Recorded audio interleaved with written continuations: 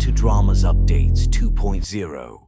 अस्सलामुअलैकुम नाज़रीन, कुर्रोस उस्मान सीज़न 6 की एपिसोड नंबर 6 में आप लोगों को खुश आमदीद। इधर से उस्मान साहब के सारे सिपाही किले के अंदर दाखिल हो रहे होते हैं और अलाउद्दीन उनको हौसला दे रहा होता है कि अल्लाह अकबर, और तेकफोर आगे आगे भाग कर किले के ऊपर आता है, अलाउद्दीन के जंजीर को खोल देता है और कहता है कि अलाउद्दीन तुम मरोगे। इतनी ही देर में उस्मान साहब उसके पीछे आ जाता है और जैसे ही वो जंजीर छूट जाता है तो अलाउद्दीन साहब नीचे जाने लगते हैं और फौरन ही उस्मान साहब तेकफोर के ऊपर हमला कर देता है और उसको 2 तलवारें मारकर नीचे गिरा देता है और उसके बाद फौरन ही भागकर अलाउद्दीन के जंजीर को पकड़ता है। जैसे ही अलाउद्दीन के जंजीर को रोकता है, ऊपर से एक और सिपाही आ जाता है। फिर उनको देखकर उस्मान साहब जंजीर छोड़कर उन दोनों को जहन्नम वासल कर देते हैं और वो जंजीर का रूल मुकम्मल तौर पर छूट कर नीचे गिरने लगता है और उस्मान साहब भाग कर उसे फिर से पकड़ लेते हैं। जोर लगाकर उस्मान साहब कहता है कि फिक्र ना करो अलाउद्दीन साहब, मैंने पकड़ लिया है। अपने वालिद साहब की आवाज सुनकर अलाउद्दीन साहब खुश हो जाते हैं कि बाबा ने पकड़ लिया है और इतनी ही देर में उरहान साहब भी ऊपर आ जाते हैं और उन सिपाहियों को मार गिराते हैं। इधर से उस्मान साहब भी जोर लगाकर चिल्ला रहा होता है कि बुरहान बेटा जल्दी से मेरी तरफ आओ। उसके बाद एक और सिपाही ऊपर आता है और उस्मान साहब के ऊपर तलवार के साथ हमला करने लगता है और फौरन ही बिहान साहब उस सिपाही के पीछे आ जाता है और अपना खंजर निकाल कर उसे मार देता है, जिससे उस्मान साहब उनका शुक्रिया अदा करते हैं और उसके बाद भागते हुए सब उस्मान साहब की मदद करते हैं और उस जंजीर को पकड़ते हैं। वो सब जोर लगाकर अलाउद्दीन को ऊपर खींचते हैं। किले में दूसरी जानब जेर कुताई और बुरहान साहब दुश्मनों को जोर से मारते दिखाई देते हैं। बुरहान जेर कुताई को कहता है कि उधर दरवाजे के पास जाइए और दरवाजा खोलें। फिर दोनों दरवाजे की तरफ भागकर सारे सिपाहियों को मारकर दरवाजे को खोल देते हैं। उस्मान साहब के सारे सिपाही, जिसमें बेगम खातून भी शामिल होती है, सब के सब किले के अंदर दाखिल हो जाते हैं और दुश्मनों को ऊपर हल्ला बोल देते हैं।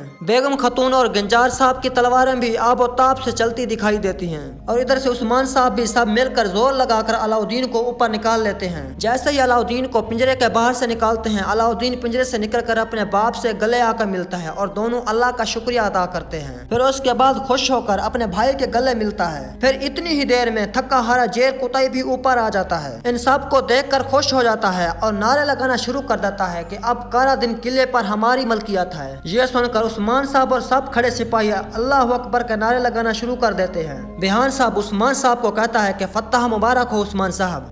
उस्मान साहब अपने बेटे को पकड़कर कहता है कि तुम्हारी माँ और तुम्हारी बीवी कबीले में बहुत ज्यादा परेशान है, तुम वहाँ जल्दी से चले जाओ। फिर अलाउद्दीन साहब वहाँ से चले जाते हैं। फिर उसके बाद कराच साहब और लुकस को दिखाया जाता है। कराच साहब लुकस को कहता है कि मुसलमानों के मुकद्दस अमानतें चोरी हो गई हैं। लुकस कराच साहब की तरफ देखकर कहता है कि और तुम मुझ पर शक कर रहे हो। फिर कराच साहब लुकस को कहता है कि अगर मैं तुम पर शक करता तो यहाँ पर अकेला आता, अपने सिपाहियों के साथ आता, मगर तुम फिक्र ना करो, मेरे सिपाही तुम्हारी सरजमीन पर तलाशी कर रहे हैं। लुकस कहता है अगर मैं तुम्हारी इमानत तलाश करने में तुम्हारी मदद करूं तो मेरा क्या फायदा होगा। कराची साहब लुकस को जवाब देता है कि मैं लंबे अरसे तक अपने जहाज बुरसा में रखूंगा। यह सुनकर लुकस कहता है तुम्हारे जहाज और तुम्हारे सिपाही मुझे नहीं डरा सकते और कहता है कि मैं एक शर्त पर तुम्हारा साथ दे सकता हूं, अगर उस्मान मेरे कबाइल की तरफ मैली आंख ना देखे तो। और हम दोनों अच्छे से जानते हैं कि उस्मान साहब क्या चाहता है। क्या कराची भाई, क्या उस्मान साहब को तुम रोक सकते हो? कराची जवाब में कहता है कि मेरा अख्तियार हर जगह पर है, यकीनन उस्मान साहब मेरी बात मान जाएंगे। कराची साहब की यह बात सुनकर लुकस कहता है कि फिर हमारे दरमियान एक मुआहदा है, जैसा कि तुम्हारे कहने के मुताबिक अगर ये अमानतें हमारी सरजमीन पर हैं तो मैं उन्हें तलाश करके तुम्हारे हवाले कर दूंगा। लुकस इशारे के साथ कराची साहब को जाने का कहते हैं। फिर उसके बाद कराची साहब वहाँ से चले जाते हैं। उसके बाद एक सिपाही आता है और कमांडर लुकस को कहता है कि जनाब उस्मान साहब ने कारादीन किला ले लिया है। ये सुनकर कमांडर लुकस के पैरों तले से जमीन निकल जाती है और गुस्से में आकर अपने सिपाहियों को धक्का मारकर बाहर निकलता है और कहता है कि तुम सब के सब निकम्मे और निखट्टू हो, बाहर निकल जाओ, दफा हो जाओ। लुकास अपने गुस्से को कंट्रोल नहीं कर पाता, फिर जोर से चीखता और चिल्लाता है। नाज़रीन उसके बाद हम देखते हैं गुंजा खातून के पास सारी खवातीन जमा होती हैं। बाला खातून दाई भी वहाँ पर होती है और दाई गुंजा खातून को कुछ दवाइयाँ दे रही होती है और उतनी ही देर में अलाउद्दीन साहब कमरे में आते हैं। अलाउद्दीन साहब को देखकर सब खुशी से हैरान हो जाते हैं। फिर वह भाग कर अपनी बीवी गुंजा से मिलता है, कहता है कि मेरी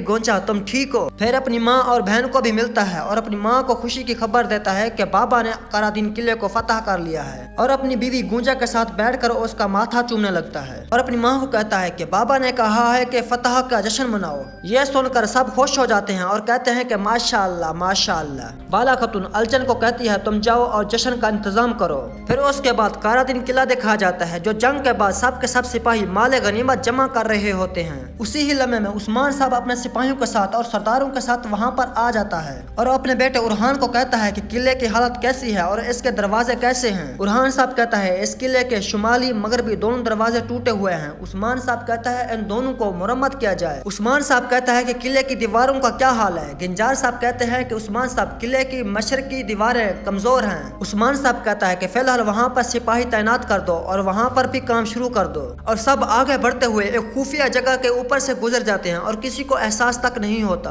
پھر اسی لمحے کچھ بازطینی لوگ آتے ہیں تو سپاہی ان کو روکنے کی کوشش کرتے ہیں۔ عثمان صاحب کہتا ہے کہ ان کو مت روکو، آنے دو۔ وہ شخص کہتا ہے کہ اللہ بھلا کرے، ہم کو یہ دن دیکھنا پڑا، اور ہاتھ جوڑ کر عثمان صاحب کو کہنے لگتا ہے کہ حضور ہم کو ہماری سرزمین سے جدا نہ کریں۔ عثمان صاحب ان کو کہتا ہے کہ آپ پریشان نہ ہوں، یہاں پر عدل اور انصاف ہوگا۔ عثمان صاحب ساتھ ساتھ ان کی مندری دیکھ کر بھی پریشان ہو رہے ہوتے ہیں اور یہ سوچتے ہیں کہ یہ مندری تو صرف عیسائی لوگ ہی پہنتے ہیں۔ پھر اسی لمحے ترحان وہاں پر آتا ہے اور کہتا ہے کہ خزانے کے دروازے کھول گئے ہیں عثمان صاحب۔ عثمان صاحب کہتے ہیں چلو کوئی بات نہیں، سرداران اور سپاہیوں کو ان کا حصہ لینے دو، اور کہتے ہیں ہم قبیلے چاہ رہے ہیں، توران یہاں کی ذمہ داری اب تمہارے حوالے ہے۔ یہ کہتے ہوئے عثمان صاحب وہاں سے چلے جاتے ہیں۔ پھر یوسف اپنی بہن کو کہتا ہے کہ بہن آپ کے خیال سے عثمان صاحب قرادین قلعہ کس کو دیں گے؟ بیگم خاتون کہتی ہے کہ گنجر صاحب اور بہان صاحب بھی ہمارے ساتھ امیدوار ہیں، لیکن عثمان صاحب اس قلعے کی حکمرانی ہمیں دیں گے، اور عثمان صاحب کبھی بھی غلط فیصلہ نہیں لیتے اور ہمیں ہی حکمرانی دیں گے اور مزید عزت دیں گے۔ پیچھے سے بہان صاحب اپنے بیٹے سروجا کو کہتا ہے کہ تم خزانے میں سے فاطمہ خاتون کے لیے تحفہ تلاش کر لو، اور خفیہ راستے کے اندر کچھ بازطینی سپاہی ترک سپاہیوں کا لباس بدل رہے ہوتے ہیں اور آپس میں کہتے ہیں کہ ہم یہاں سے حرکت کب کریں گے؟ ان میں سے ایک کہتا ہے جب کمانڈر لوکوس ہمیں اجازت دیں گے تب۔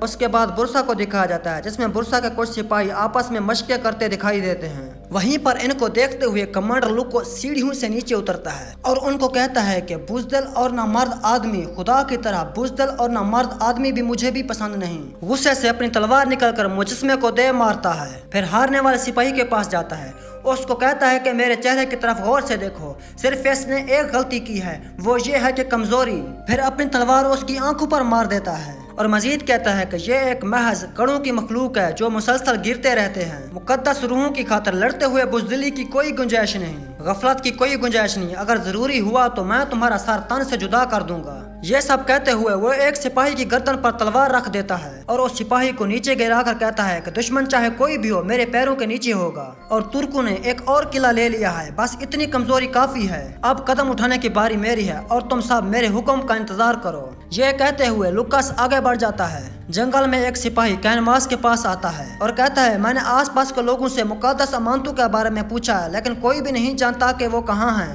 یہ سن کر کینماس کہتا ہے کہ مسلمانوں کی مقدس کتابیں چوری ہو جاتی ہیں لیکن کسی کو خبر ہی نہیں ہوتی۔ یہ ساری باتیں عثمان کا جاسوس سن لیتا ہے۔ جب وہ اٹھتا ہے تو کینماس کو پتہ چل جاتا ہے اور وہ چلاتا ہے بائے سنگور بائے سنگور۔ جب عثمان صاحب کا جاسوس بھاگنے لگتا ہے تو پیچھے سے اس کو تیر مار دیتے ہیں اور وہ تیر اس کے پیٹھ کے اوپر لگتا ہے۔ بڑی مشکل سے وہ وہاں سے بھاگ کر درخت کے پیچھے چھپ جاتا ہے اور سامنے آتے ہوئے گھوڑ سوار کو خنجر مار کر گرا دیتا ہے اور اپنا تیر نکال کر اس گھوڑ سوار سپاہی کے پاس جاتا ہے، اس کے اوپر اپنی چادر ڈال دیتا ہے اور اپنا نکالا ہوا تیر اس کے پیٹھ کے اوپر مار کر گھوڑے کو دوڑا دیتا ہے۔ وہ سب سپاہی اس گھوڑے کے پیچھے لگ جاتے ہیں۔ پھر چھپ کر عثمان صاحب کا جاسوس کہتا ہے کہ حضور میں نے جان لیا ہے۔ ادھر کائی قبیلے میں عثمان صاحب اور اس کے سپاہی اندر داخل ہوتے ہیں اور وہاں سب اپنے اپنے پیاروں کو ملتے ہیں۔ بالا خاتون عثمان صاحب کو کہتی ہے کہ فتح مبارک ہو، اور عثمان صاحب کہتا ہے ہم دعوت پر جشن منائیں گے اور میں یہ بھی فیصلہ کروں گا کہ قلعہ کس کو دینا ہے۔ عثمان صاحب برہان صاحب کو کہتا ہے کہ تم سب جشن کی تیاریاں کرو۔ وہاں پر سب لوگ اس تجسس میں ہوتے ہیں کہ آخر قلعہ کس کو ملنے والا ہے۔ فاطمہ خاتون بیگم خاتون کے ساتھ آگے بڑھتے ہوئے کہتی ہیں کہ خواتین آپ کو اپنا خیمہ دکھائیں گی، اگر کسی چیز کی ضرورت ہو تو ہمیں ضرور بتانا۔